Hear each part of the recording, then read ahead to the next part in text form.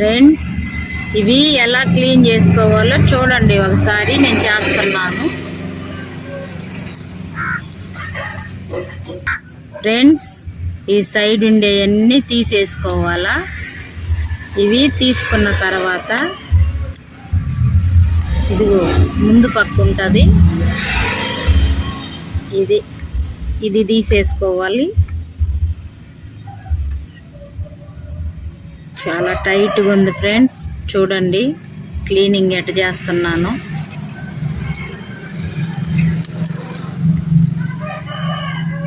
ఇవి పట్టుకుంటే వదలవు ఫ్రెండ్స్, చాలా జాగ్రత్తగా తీసుకోవాలి.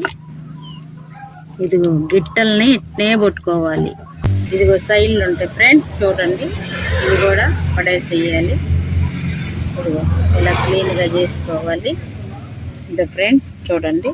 ఇదిగో ఇక్కడ కూడా ఎన్ని తీసేయాలి. ఇదిగో ఇవి కూడా.